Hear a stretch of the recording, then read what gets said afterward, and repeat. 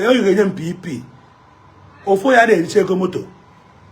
If I see somebody else on travel, we probably neje just carry enwere battery 4. Enwere everything in the basara camera. Oh, ebia nkwo ụgwọ ịgwa m price gị. Ororo m na ga na ba kwọ ngwo isoro m. You know? Gị nwazi ara akwụkwọ gị n'ọkụ before my enemy edikwa oh eventually marry this man na this guy na my own brand name nwere nye ya for this guy Igbo channel. That name is my name. Igbo channel TV. That name still remains my name. Otwa tomorrow. I gave him that name. I gave him that Igbo channel's name. He's just a follower. He doesn't know what is called page. He doesn't know what is called P-A-G-E. Or my page. He just a follower. I just saw his comment one day. Benedict profile where in chat he say you resemble Jim Ike. Sorry. He said you resemble Jim. That's all. He said you resemble Jim Ike. That's all. Well, see ya. Apomaka. Because now, from me here, na mmadụ ya apụta agwa gị eziokwu ifilo na mmadụ na akpali gị akpali. Ana m agwa gị now in the presence of the whole world. Ha ma aka. Yotago. Amaro m ihe mmele gị. But it is very bad na ị na-afụ ihe needili ime so that ka something na agale pụta ịgba nkịtị na datin ihe nya bụ ihe a na-emebi.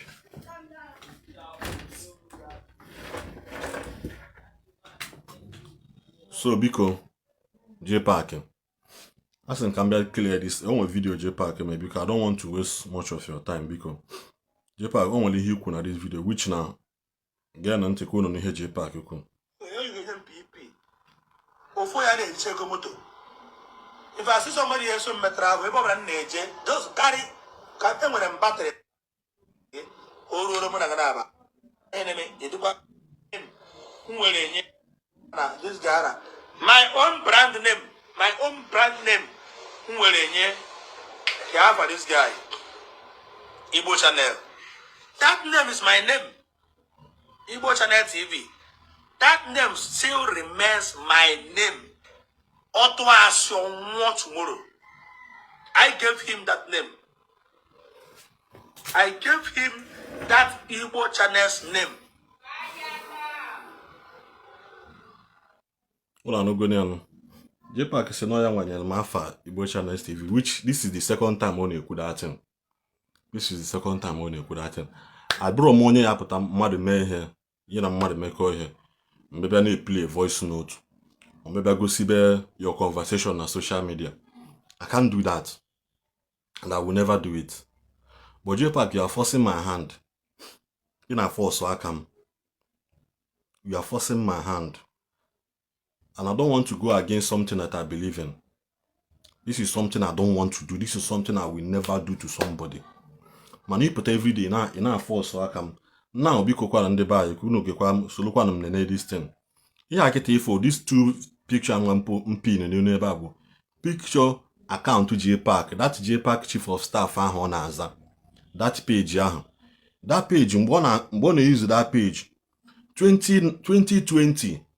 That page was created Mbonaza Igbo Restoration TV 2020. Ihe Jpac that page na azabo. Ndobuna ma that page mana that page na aza Igbo Restoration TV. Go and do your findings. That page na aza Igbo Restoration TV. Afroz maybe Jpac but osno ya nwanye mafa. Ogwa nwe Igbo ise na ogwa nyem Igbo channel. Why didn't you go and answer that name from beginning? Then in 2020, Naza Igbo Restoration TV. Now, 2021, Jpac change your name to Jpac Comedy Malam Isa 2021. 2021, akwi ho change na the name. November 11, ko change la fa. I am na go to his page. Click here about of that page. Unu click here about of that page. Unu check here page accessibility or when we say check that in page history. Unu afford these things in that then unu click here in kem kunu mana me change no gafa before since mbata na this Facebook unu mana me a change no go mafa a change no go mafa Facebook before. That is how to know somebody the transparency. Onye the transparent in ihe ọ na-eme. Then November 18, 2021, Jpac change the name of that page again to Jpac Comedy 95.5 FM. Yeah, be whole change na that Jpac chief of staff. Then December 17, 2021, o change for that page to Jpac Comedy. Or he change that name now to Jpac Comedy. Then on April 21st, 2022, o change that name to Jpac Comedy Chief of Staff. April 21, 2022. Akwanye na asino ya nwanyem Igbo channel so. Okay, you know that name. Why didn't you go and name any of your page that name? Because now you no want to email just na name. Can connect alone the dots where he has been lying. And this will be the last time. This will be the last time. Please. This will be the last time. Us no one will the name. Oh, who then na June 2nd, 2022. That was when he changed his name officially to Jpac Chief of Staff. You people are watching it. You know fear no. Osena that thing na page ya. Osena mtu asị ma nwụọ. Jpac imane na onye na-atụ ezigbo taasị too much. And ị na-ekwu okwu. Mmadụ mgbe ikwu fewele oke. I'm just telling you for the last time. Just imali he de gemma, ihapu ma aka kam n'ụlọ onwe m. Because na onye na maro bụ onye na-acha akike be megide. Ka ịma na ibupụta onye ahụ ịkpọkpa ezi. Ka ịma na ya amata onye ahụ. Ịmarọ m, you don't know how I operate. Ese na ntụ asị ma nwụọ, mana this is you lying in the whole public. Ọgwụ abụ onye na-atụ asị na. You are the one lying. Then I anachi ya to pay Facebook page ya. The other one nke lolo nwunye. Akwanye na asị na onye nwanyem Igbo channels. That is where this asiak on aso we no video. I never wanted to do this before. I never wanted to do this, but this guy is forcing my hand. This guy is forcing my hand. Then mbo create page lolo Mr. Jpac ahụ nwunye na azaketa anụnwa. That page was created August 23, 2021. Ihe ọ na-aza mgbe Jpac onye dot. Ihe ọ na-aza mgbe ahụ Jpac onye dot. Necha ya, I pinned all these things now. Because now, mmadụ na-eme ihe, mama na mmadụ jiri ogu jide ọfọ. Ihe na-aza mgbe Jpac onye dot.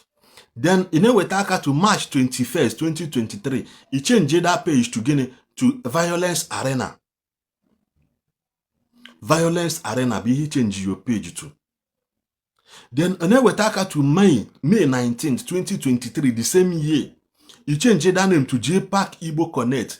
Kedu ka Igbo Connect is wele nke to Igbo Channels TV? That is my question.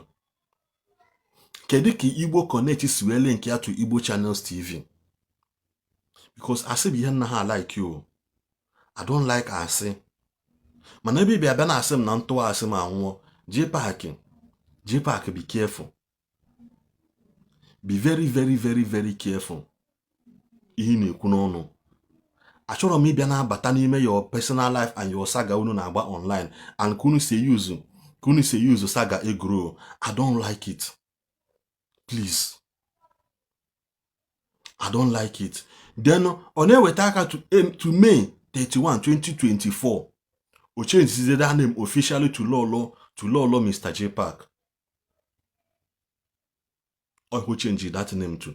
Bia Emmanuel Okpara, I'm not talking to Ano Hadikaga. I'm not time of all this rubbish. I'll be here. I'm time. You watch, I had them very busy for many weeks now. For like 2 weeks straight, and I had them busy. Man, I'm no mother. We got to put them ass and just some bagging kitten. But I go a bit on my Facebook. I have life. I have things in them outside Facebook. If you don't ever know just now see you go explain tire. Judge Jpac, why was he lying in the first place?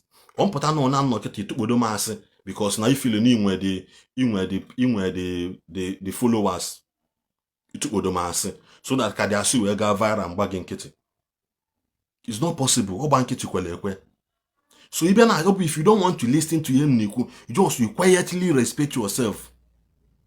Ana m akpali mmadụ biko ịchọrọ m okwu. Ọ bụ na o nwere ihe ị na-ekwu ọ na o nwere ihe ị chọrọ ige ntị o nwere ihe ị na-eme ị gabala onwe gị si ebe a pụọ. Please. Epin m afa for you people to go and verify. Ka ị ma na ihe m na-ekwu ọ bụ isiokwu ka ọ bụ asị.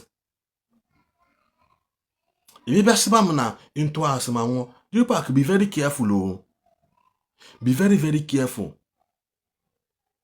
Nwunye Job si Job curse God and kpai. Oh, gwara ya. Curse God and kpai. That thing is not an ordinary statement. That thing is not an ordinary statement. Oh, na-achọ ka ị mara na. Ọ bụkwa na ị mara ihe omenu, gwa ask gọvanọ eziokwu ka ọ kọwalụ gị. Ọ bụkwa chere mgbe ị tụọrọ mmadụ na-alụsị. Ọ bụkwa chere mgbe ị bịa bute ọtụmọkpọ bute nke na nwere eme. Enwekwa ihe iyi ekwu ịyakwa ihe agwa mmadụ n'ụwa onye ahụ akwụrụ ọtọ nwa. O nwekwa ihe iyi agwa mmadụ n'ụwa onye ahụ akwụrụ ọtọ nwa in as much as n'aka gị the right. Ọ bụ na ị mara that thing, go and ask somebody ka akọwalụ gị. That thing is not just a statement. It means Job ịma this thing, ịma ihe ya agwa Chukwu na aka Chukwu na strike ya gị na aka nwa. Job say it ka ị nwala onwe gị. Enwe ndị ka mmadụ atị n'ụwa anọ. Enwe ndị ka mma ya. Enwere ndị ka mma so many things. Onwe ndị na no abụrụ ọtụli akpọkọta osisi mere 1 or 2. Enwe ndị ka mma what is needs to be done. Enwe ndị m ihe ya agwa gị, they will force your spirit off your body in ejebe. Please respect yourself. Ya dị na agwa gị na just ma ihe dị gị mma. Quietly respect yourself. Ịmalụ nke bụ eziokwu ị na-ekwu ya na-ekwusi ya ike gị. Afọrọ m idirizu ihe pata igbe kamera everyday every time ịchọ ikwu ha n'okwu ikpolu m n'ọnụ. I'm beginning to see that I have something you need, but you don't want to come out openly and say it. I'm beginning to see it that way. I have something that you need, but you don't want to come out and admit it or kwe as hana. This guy no onwe need. Every day before mbata this Facebook, before mbata mewi hobona na Facebook anwa, go and check. My account was created 2023. This Facebook page I want to use was created 2023.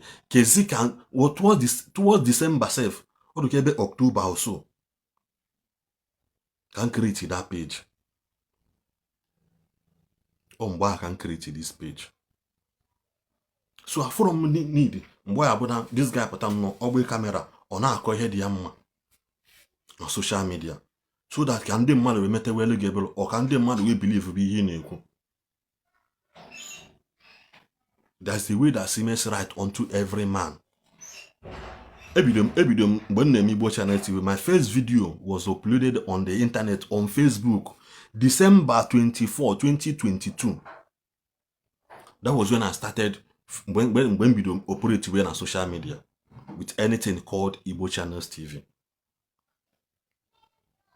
That was then. At least YouTube can more transparent. YouTube, the videos are still there. If you check the bio of my page, you know, you have a link to my YouTube channel. That place, you go there, you click editing. Or go see the videos, or go see the popular video and oldest video. You click on the oldest video. You have for my video. You have the first video upload. Then in a new room, you then do that video. That was even before Mbata Facebook.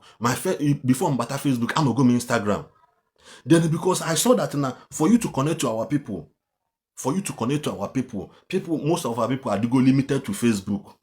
And when on your choice email explore, come how other social media platform works.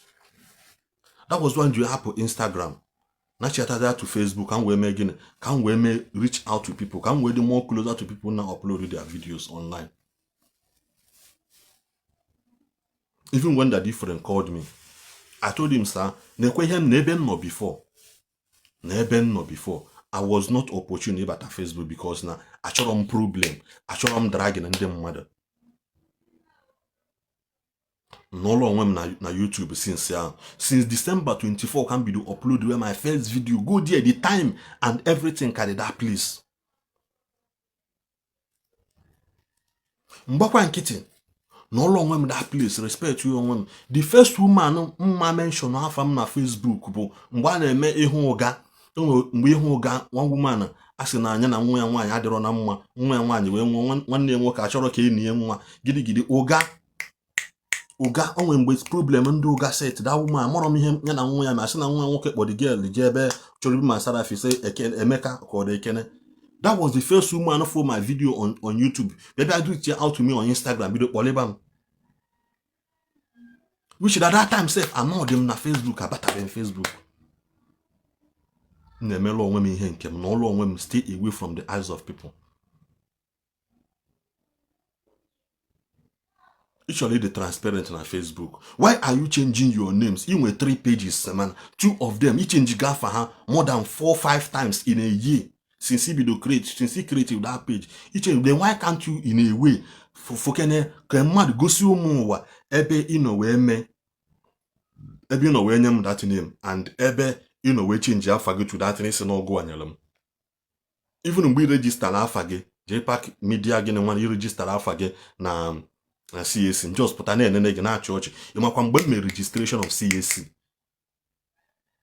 You might bring me registration CAC before COVID-19. Oboros in Kuni, you make it a sooner. I send the email. When my registration CAC was before 2020 Corona self. AC Abuja with my own direct with Lagos.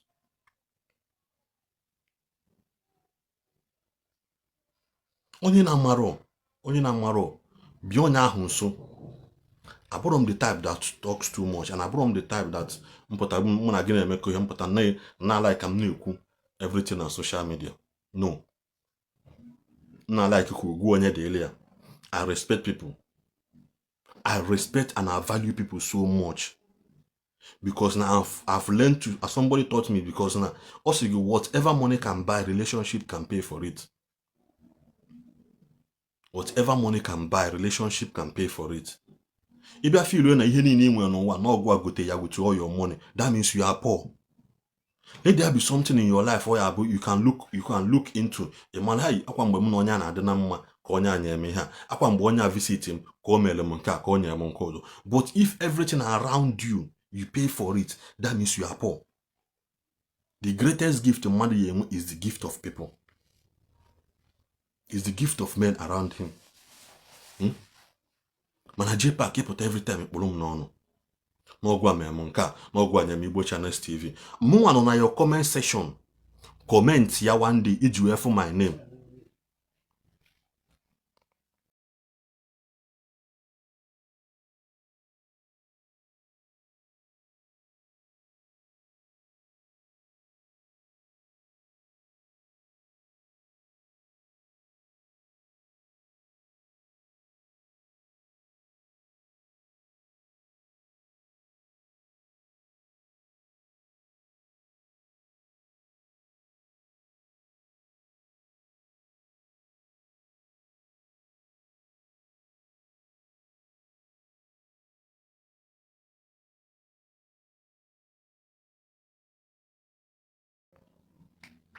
Nkwa bịa comment here that time. Bịa comment here na your page. You put the name and you liked it, which you acknowledge on your video. You may acknowledge na your video because na this will be the last time I will ever come out and name anything about Jpac. The only thing I got away is that just try as much as you can to make peace with people. To make peace with people you wrong go in one way or the other. Yotago. Try as much as possible so that you make peace with them. Now they can chat that video at home at that time. Because it's good now. You know make here. Most times I ask you record now. It's for your own benefit one day. Name where that woman drag. TV was called. Name where that channel for this woman to be here. Name where that woman dragging one yoga. He used it to do his YouTube channel. For those thinking I'm making money from this, this particular page is not monetized. Yeah. Yeah, mgbe that woman bịa instead of ịbịa gwa m okwu na Instagram bido kpalịba m mgbe reply ya ọpụta bịa mee vidio mgbe ahụ post na page ya. Madam, o nwere ihe ọ ya eme instead of ọ ya abịa ka m kụziele ihe. After condemning the woman and I everywhere, you now came to my Instagram inbox to tell me, Efficient, forget what is written on the cyberspace. Obia reach out to me. He said that's not how to do it. Mother push na post video ya mgba na eti link to her page na the description of that post all those time. Nacho video mgbe Jpac acknowledge her na the video ba. I love this name. Chineke Igbo channel. Hey. This page didn't be follow. Because I want to have a page here. Because follow only Igbo channel. But that name follow there. Igbo channel CV. That name follow that guy. Forget. Also no follow ya. The chain to he decided yeah mgbe mepe Facebook or phone. Ya was mgbe mepe that Facebook or phone then. Second we're looking at this page now journal life now journal kind of life on them at least now drop comment come on and the mother ya matia and he saw it and liked it. If really no one me that why hasn't he been using it all this while or you need why hasn't he been using it all this while? Because now ibia na ekwu okwu n'imelo mmadu ihe. Let that be a proof. Let that be a way or yabo. Na ono katakwane sigo sikene mgbe ime this thing. Sigo sikene time and so ye mgbe use such thing. Man onwero ka isi trace your page. Since bido menwe page, onwero ka isi trace ya we for something like Igbo channel so ya. Ihe nwere Igbo Connect. Ihe nwere bụ gịnị? Igbo Connect. Stop lying to people. Stop lying to people. Pico. Yeah, that's the simple truth. Whatever. I bet I'm asking that this video man taka because now enough of all these lies. Enough. Nabi. My first page was Okafo TV. That page got active na Facebook. On an admin posts anything there since the admin, one of the admin because now I'm on na secondary admin no obodo Igbo. When the account ne somebody no Dubai. That account can afford 8,000 followers.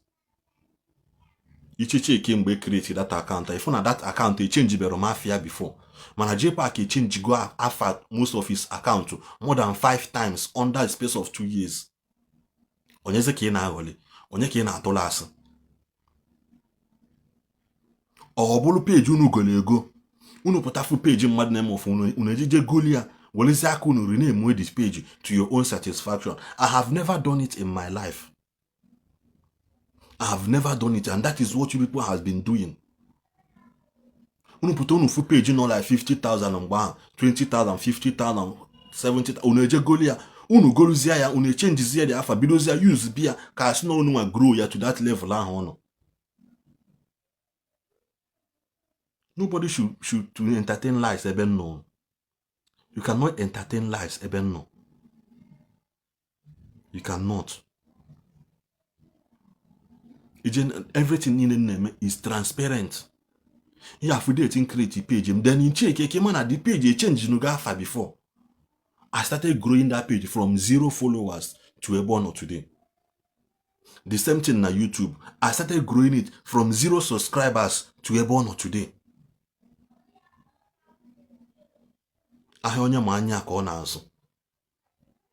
That ni video for one na social media does not mean an man be behind the scene for a very long time. And we go behind the scene for a very, very long time. Because only na more like this, but if you learn ịmarọkwa onye ana m afịa na internet, ana m afịa na ichefuta na a lot of people before Young John ebido gụba egwu. Young John abụgo producer for a very long time behind the scene. Before Fino apụta gụba egwu, Fino anọgo behind the scene for a very long time. That is somebody like me. Before ebido fụwa m na mpụtawa na Facebook ahụ abịa na-eme ka m connect with people, I have been around for a very long time. I have been around. My Instagram ka bụ Okafo TV. Go and check my Instagram ka ife ọlụ m na-alụ that place. Go and check my Instagram now. I say na this video I'm gonna take it time mana Jpac o nwere ihe ọzọ ikwu na video gị. Nwere ihe ọzọ ikwu na video gị na ka m just ntụ elu gị obele azụ. You may not really come out boldly ka ikwuo ya. Ị needle m. Mụ na gị na-abụ na the same location mana ịpụta na Facebook na-achọ onye ya alụlụ gị ọlụ. Before ijeje bido ihe kamera, you know me and you we spoke. Ịma na mụ na gị kwuru okwu. Before ebido okwu kamera anọ. Which na volunteer sị gị oke na m na-abịa ka mụ na gị soro jee ahịa. Ka ije zụta kamera n'ahịa na Lagos. Because na ama m kamera I use gole use. Ama m nke use gole use change ya lens saa ya ọfụma. Mfi ya I know. That very day, I'm ihe menu, which I've already left my house because on nwere ike ịchọrọ ibido that time. Achọrọ m ịkpụ ya afa ka ọ dabụna na nna elike your secret. Enwere ike ịchọrọ ibido. Isi m oke na ihe eje ka ije zụta camera. And that's the reason why you use all this camera. Man, I don't want to come and talk about it because na ikwubere ya kwa ụwa ya. And that is not my line. Ka maybe expose ihe mmadụ bụ n'obi ọ chọrọ ime. Yotago. Ịma niile idele m. And I've already left my house. Ngwa go na nna abịa and na nna abịa mbịa na m ebute laptop mbịa. Ihe m gwara gị. Esi m oke na ihe me na mbịawa m kpọọ gị gogotigo nsi gị oke n'ụwa ala dat na mme gị na nna abịa. Onye mụ na gị na-abụ kpacha. Nsi gị oke da if I'm coming I will let you know. Mbanyekwa moto move. Mgbe mbanye moto move na-aga anọzi m n'ụzọ ikpọ m sị m na nhapụ ya na ndị ọdụkọ ndị kọmputa ka ndị alaba emepere that time na onwere ha na-eme. But I've already left now because na ọ bụ na m bịawa straight to your house that very day m elute. That was the day I na-shoot this video with Pella. Yeah, the day I na-shoot video m gwara na m meje na ebe this location ka m bụrụ laptop m anyị ji alụ ụlọ na nke Pella. Ị na-anya the other side ya afụ m. Check and pause on this video.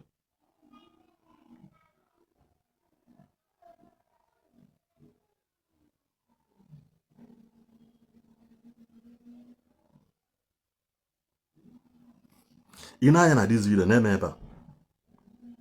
Ụmụnwadị ihe efe nyi abịa na nke gị that very day. Efe nyi abịa na nke ji didi ọkpọrọ m nso oke na anọ m ọrụ na nke Pella. Mana ihe mee na enwego two people nọ ji already. Ihe mee ka m bụrụzie laptop ndị dị bịawazie na nke gị. Bịa lụọ ọrụ gị ọrụ. Anyị kwetecha anọzi m n'ụzọ ịkpọ m si m oke na cancel go the thing na that I should send my account number kinye m ego. Nsi gị don't worry, I don't do like that. As long as m nwebe ihe m megoro gị, that I won't accept money from you. That was the day I na-shoot this video with Pella na location. This very video epu. Yeah, Pella series ọrụ ọnụ. Eso m na ndị shoot that video. So nwere ihe ya bịa na asị na email nke a mee nke ọzọ na ichefuta na somebody has been there for a very long time, even before you matter. Ọ bụ na m amara ihe na-eme, will you reach out to me? Sị m bịa meelụ gị ihe. Will you reach out to me? Sị m oke bịa meelụ gị ihe. Ihe akwa the same video gị na gọvanọ Eziokwu melụ. After mbịacha na mgbe ị nwere problem mbịa na police station. Ihe the appreciation video unu mere mgbe a kenekwa a lot of people bịara for your help that time ahụ.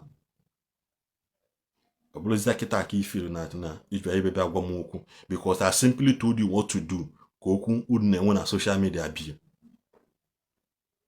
That is my only offense was telling you what to do. Na social media be. Let her go. Ebiabulia. So for me now to round this video up, I'm going to Jpac.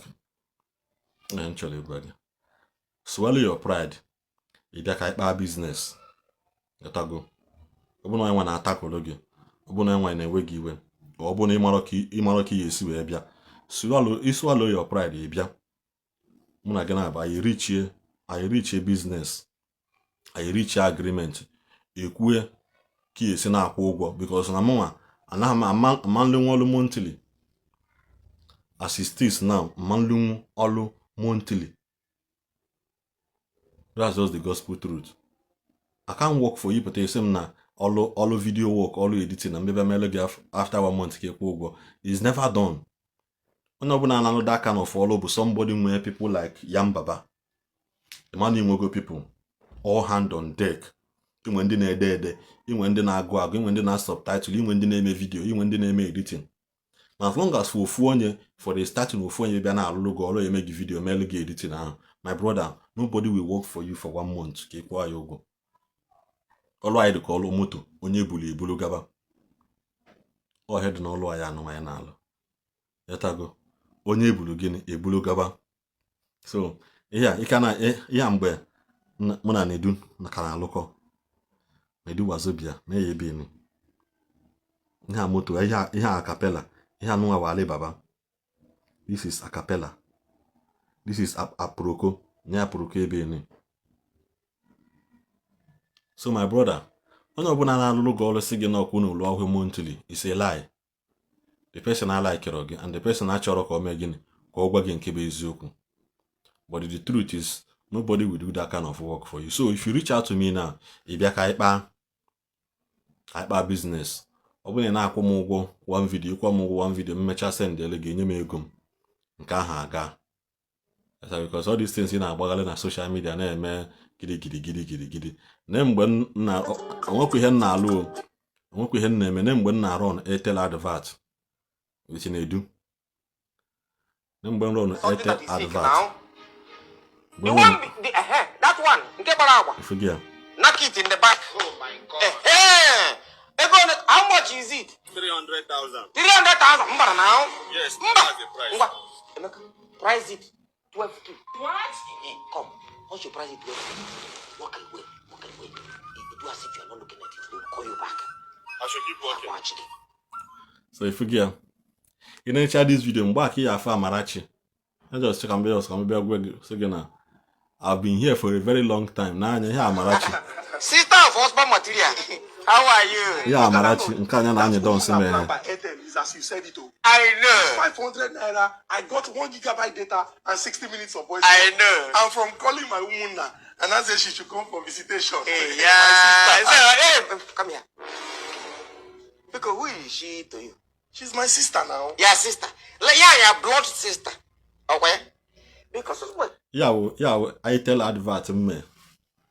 Yatago. Then 2023, run up another Airtel advert again. Another Airtel advert on flyer had run. So Jpac, if you really need help, you come out openly when you need the help. Nana.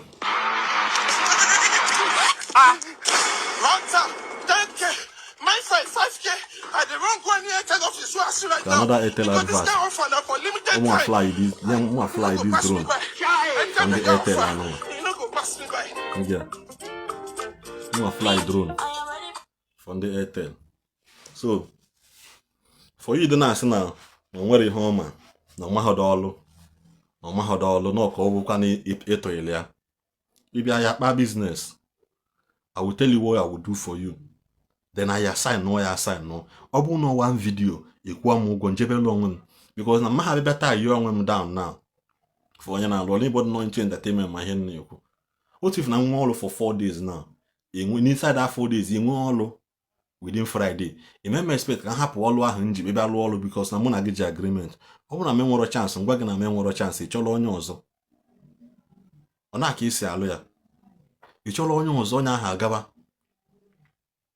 Then the last year, run no advert in this the DSTV. Do you message to go take business this weekend, eh? How now? Do you message to go take advert in the DSTV. How now? Super Pix. Do you message to go take business? like this. Guys, when I didn't hear they argue, we super pick, they give out 10 million naira to 10 lucky people this weekend. Forget. You advert on law on the DSTV. So now people, now somebody not behind the scene for a very long time. Sometimes learn to ask questions.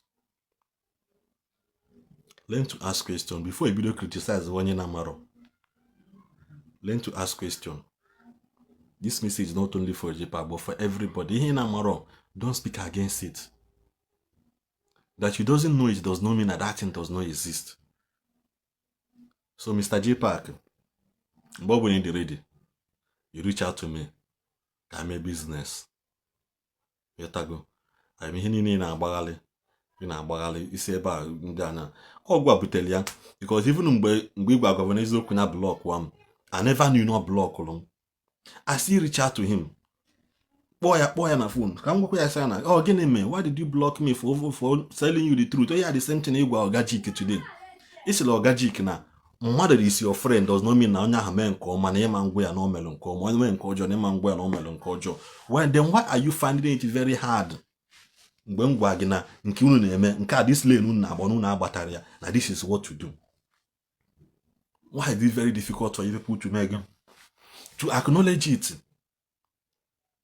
To acknowledge it. And secondly, I'm going to na bia.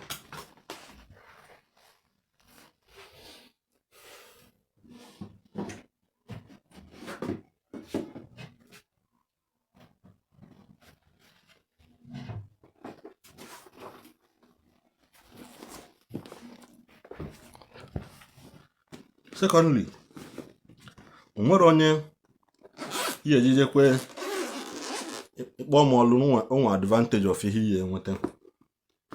Ihe nwe advantage we. Ihe nwe advantage of drone. Ihe nwe advantage of drone. One.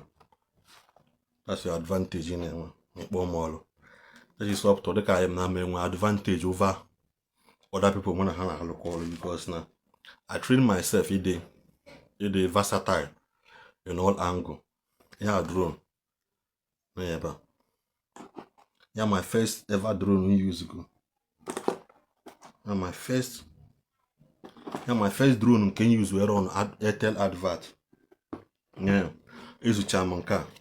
Yeah, but DJI. Make you just go on na. Kemale go on there. Then we better after also long goes this one. Yeah. Go there this second one. Yeah, but. Oh, it in the moment can do versatile no una mmadụ na-alụ ọrụ nekwe ya. Ka nke na-ebutere battery sabia. If you je kwe ọnụ n'ahịa, ịmala ego na na-ele ya. Mala ego na ọgwụ. Ịma na mmadụ nọ na social media gịnị na-aba na-akpa nkata a na-achị ọchị does not mean onye ahịa nwere ihe ọ na-alụ. Yotago. I have my editing tools here. Njem editing. Nekwe ya now. Season kaino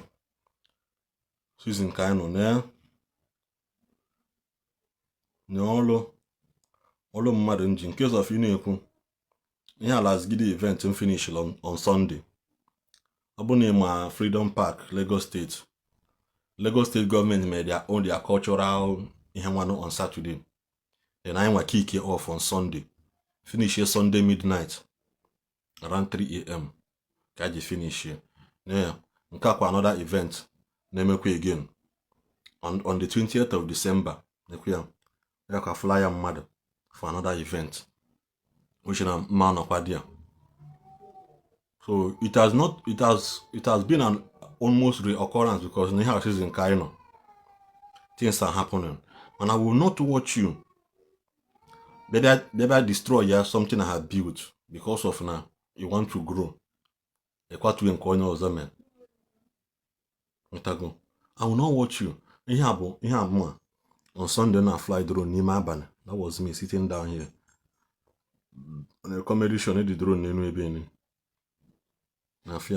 yeah, Freedom Park. That's on the other media crew. No name Nazo. I know Nazo as in the stage. I'm on to that place. So please, whenever you are ready, the door is still open for you for business. Because now, before you build that camera of your tune, or more capable. which you know very well. That I don't post what I do here does not mean I don't work. Or does not mean I don't know what I'm doing. Go to Okafo TV Instagram account. Then you see things for yourself. Then Jpac can ask more anything about page. My first page is still 48,000 followers. Because of that person, that admin not Dubai maybe the account. Now more than na abijeleje. Mwa na enwe admin n'obodo, but then the account bido go shake ibe. Thinking no mo ihe ọ na-eme nye account ketibim. Account gasa. So biko Jpac, I never intended this video to be long. But please, in the name of God and whatever you believe, hapụ m aka. Mgbe unu mee meeting, isi na ịgwa gọvanọ eziokwu, but I reached out to him saying na nokwe ihe mee no. I called him several pick on the call, and I sent him a message in 2 of his line. I sent him a message, 2 of them, that very day. The message delivered, text message. But the message shows na no deliver. So that let me tell him something.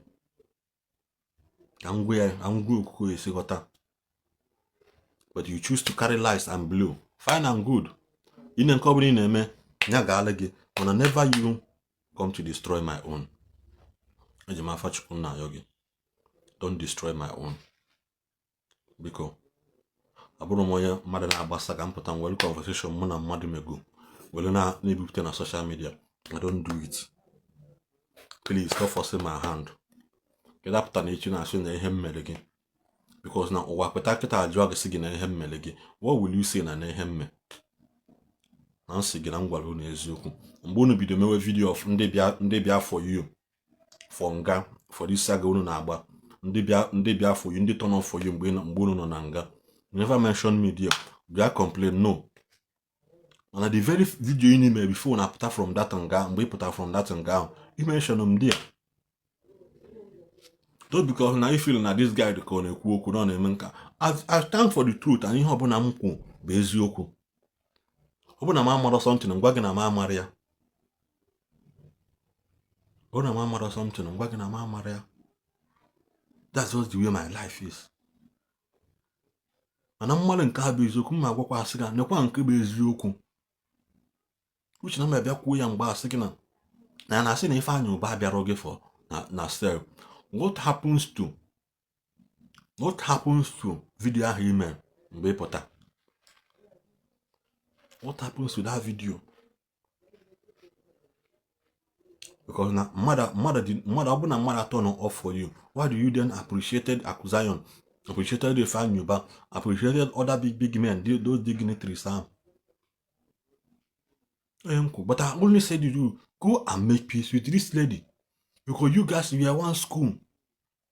Because even the Bible says, destroy it not, because there's a blessing in it. I can't watch you destroy what I've built for many years. It will not work. It will not work. There are a lot of videos sitting on my phone which I'm not permitted to play here. He didn't tap phone no kuko na-ekwu. Mgbe he didn't tap phone no kuko na-ekwu. Obuno gwa mepere m Igbo channel, obuno gwa nyam dị afa. Where is the record? Ke record we that now prove that no gwa mepere that name. I'm very tired. Chọrọ m yobuna ya pụta na ene mana mmadụ dịka ana-ekwu okwu na nwere isi. Na mgbe na-eme na wazo bịa video. Are you knocked out? You blow my mind. Wait. Are you Ole Soskia? What's like Manchester United? I cannot do away with you. Forget. So, mmadụ, don't just talk, please. I know what I'm doing. I know where I belong to. Entertainment industry, ebuka. Mmadụ bịa na asinoma. My people that knows me knows my value. People that knows me knows my value. You know na fan. Na criticize or they can men or they can national. Mbia against so no don't depend on you for anything. No. You know, call your own life story. which na every man or bono nwere nwoke si n'enu wee da. And no billionaire started from enu wee da. Iko your own story si na email nka inyala okada ikwụsị ịlarụ ebe a ịlarụ nka no. Everybody with their own story. Let go. Now some people ji moto luo Abuja, and some people ji flight luo Abuja does not mean na he lula Abuja. But he can marry na culture. Obono nwoke ọbụla to blue his own story put on social media. What matters most is that you are making effort and you are not begging for bread. And you are not begging anybody can mad meg endorse. You are not begging anybody can mad meligi him money and mengulo. And you don't beg for your fellow human being so because you are a man, you better not your mother. There are so many people who have a long time. Nedu was the person that stressed young Heba, so I will not call it stress, God forgive me. Was the person that took me around the most. One of my friends. We tore the whole of Nigeria, almost the whole tour of Nigeria. Let go. But flight in today. Till today, I have never used my money to book a flight again anywhere. I have never all the flight in them beginning I have never used my money. As long as I need more that warrant for if I bill you say na here me. Only hear me no long we can no long. I don't know what he name. You know, long we go and check my Instagram. A lot of people are following me there. A lot of them are following me that place. Not because I created value for myself. I added an advantage into what I am doing, which is drone piloting. It's not easy now. When one, two, we go on here. I added an advantage to what I'm doing. Go and check Dibia. One Dibia or more long bars. He wanted to book flight, but the thing did not work. Oh, you go I know. Also, as long as it involves business. That does not stop me from telling you the truth to need that Dibia affair will excess power. Go and check. Even on now, for video of that house. That one I all open to white. Go and message him. Use my picture and show to him. Use my picture and show to him. I'm not here to brag, but I'm just here to set the record straight. Now, like a very low key. No longer low key. Never longer me him. But so I'm with a chance if social media can continue what I'm doing. Throughout last week, nobody saw me here because I've been busy. I've been busy from now till 27th of December. So Jpac, you know I'm married December. You need a book alone flight January. Book alone flight by January 3rd or 4th. Come in what time for any other external job apart from Kenji Nanka. When you are ready, we call. Otago. We all do things will not block on social media.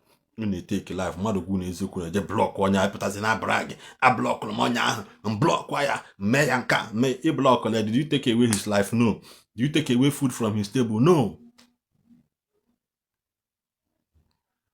You cannot be doing all those things if you know that in the air. You go to mother heal and lie to lie. Lie to lie. Lie to lie. Copy this video, go and show to Jpac. I can't tag him again, not block again. I can't tag his friend, Governor Zoko. I can't block again. Simply because now, you believe in truth, and you are saying this person why didn't you block me all those while that I stood for you? I stood for your wife, and I stood for her in truth and honesty. Set up innocent. You didn't block me then. When I'm questioning people answer again, forget about all these social media fights. Go and make peace. Isi mmadụ ibe gị biko, that does not remove anything from your life. People will see it as nina ekwuile, but that is the simple truth. Simply saying na biko n'ihe anụnwa nke ahụ aga. That's just the way life is. From me hand the money to show on one email, you don't want to see on again. I do video, I fly drone, I edit my clips with a little touch of graphic design name here. With a little touch of graphic design and name here. I'll keep it matter. With a little bit of touching of graphics design, because I can design a motion picture, so you can design picture flyer banner for you with my phone. Professional, you go and print it out. You take in my YouTube, all the whole thumbnail on my YouTube, all my Jpac design there. I'm not paying anybody to do it for me. Logo on my video, I will make a video and see another video. All my Jpac create here.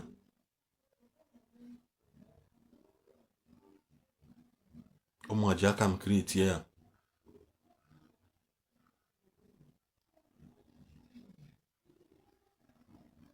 So you need to add a little advantage to him and make a marriage because life is turning. Since Emechakoro Mbam 2020, I need to know I'm lockdown. Everybody, and I started having a rethink. That is when I know that social media is going to take another step, another turnaround. You have to add it a little touch of social media experience in him. Social media, it is too versatile. It created, it is trained on work today, saying that now. Also, quite a shop me here today. On the boss, so yes, no, what I hear. I'm like, I'm a moving business on my own.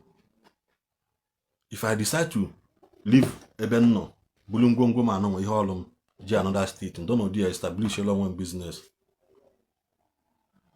Not your regular type of businessman. In a good business workshop, try and create an online community that now somebody from Ibadan can easily order something from your shop and you deliver to that person. It is very honest. In a lakwa, nele motor pass. Can somebody nele motor pass orgy from Abuja? Say, okay, I need the rings, I need the gearbox, I need the lunka. Can you be able to email? Can you be able to deliver this thing? Na ne gongwa. May your way bill to next available boss on Abuja, and you deliver it. Don't just sit down one place. Feel never wabu. No. Or while you're turning around and AI is taking over. No, I'm training myself again to inside AI, KCG AI M1 or 2, which I have tested it and I have done it well for myself.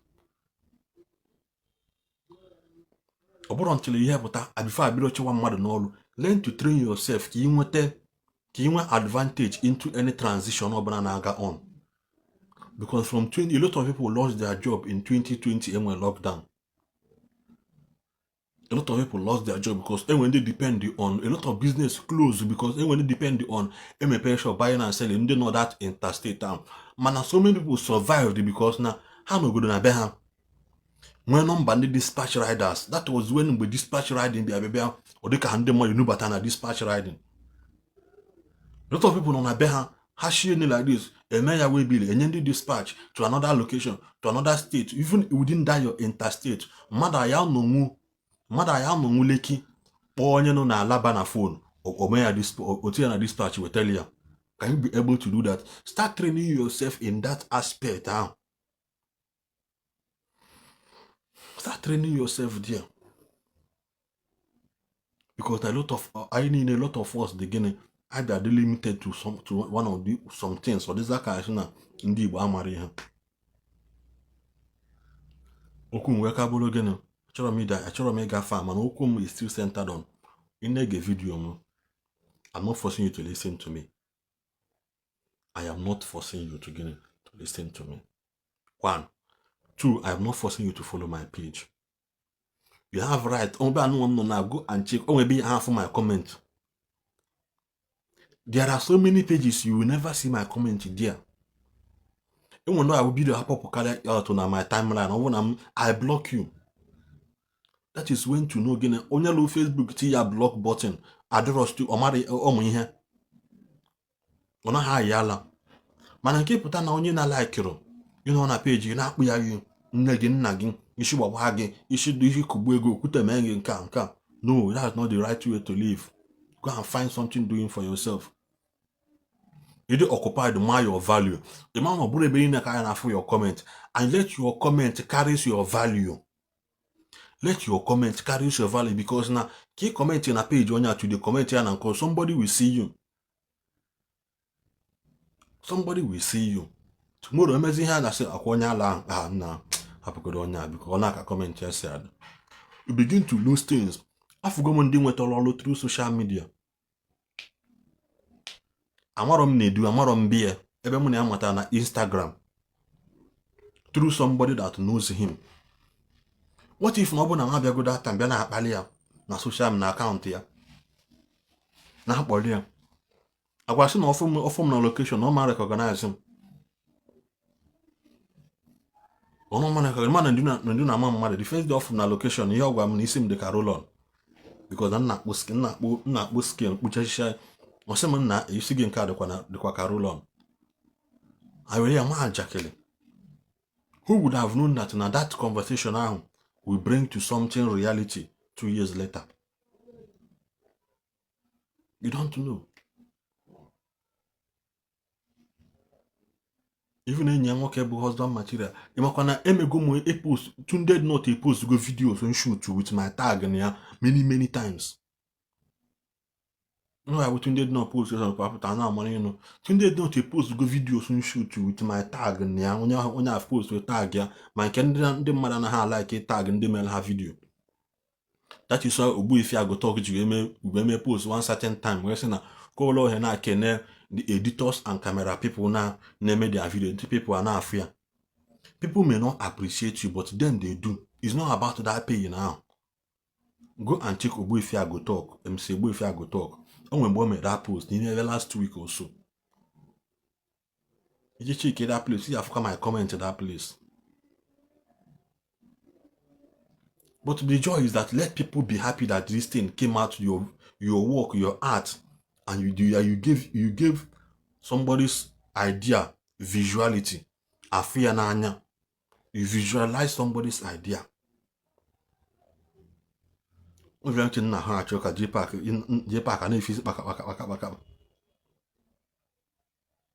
Nobody will work for you. This all why 1 month straight. And when before again I'm mad akwa asili Jesus kwa email onya nka melo no nka. Better accept the reality now. I've been doing this job. Nobody will accept you. This your terms and conditions on 1 month. It is a mother but all look 5 videos a week.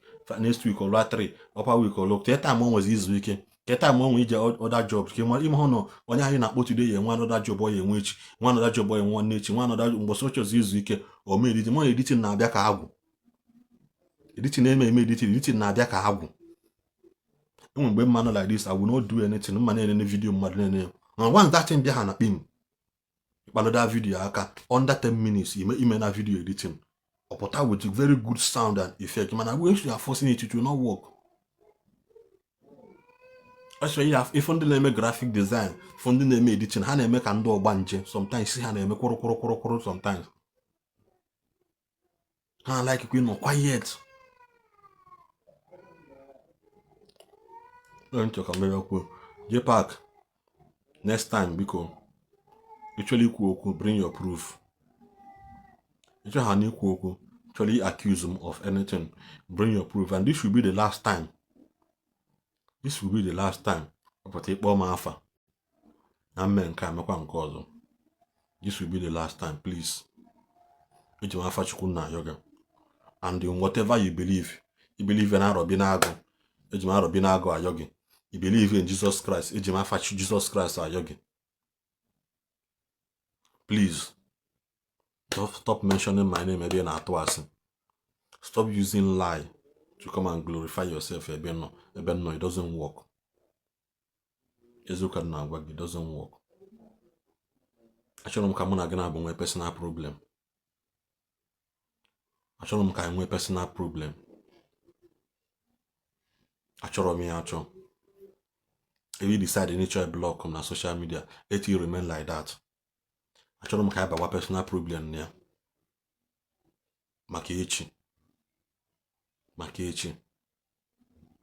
That word ahụ ya bipụta ikwu na ntị na-asị na nwa yi ma nwụọ. Jpac, be careful. Iya anwụkwa. Stop using those words. When they hate take, when they hate take up no egwu ka ị na-egwu. Iya anwụkwa. Be very careful. Be very, very careful. Marudi okwu na-use ndị mmadụ. Ị na-ekwu okwu too much. Ebata next year, go and train yourself. Ka ị mara ka ị could bido control the ọnụ gị. Ka ị mara ka ị si control ọnụ gị. Be very, very extremely careful in here. Agwa ndị mmadụ. Agwa gị na ọ bụrụ na ị mara that statement made in the book of Job, go and ask Governor Eziokwu. I believe he knows spiritism small. He knows spiritism small. What that meaning?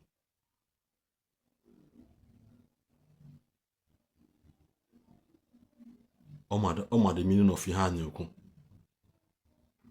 The meaning of that word ahụ. Okechukwu, why did you call him? Must you come to Facebook? Okechukwu, please. Nna ya gị na reason with your sense. Malihe. Jpac me video. Bolicha m na video. Si no ya na-eme afa. May have been one personal problem. I had no personal problem came I should have. But I from the need. If I defend women on social media, I'll come on social media and defend myself. What I go? What's on answer Rushi? What's on anything? Oboro allegation. Not that he lied.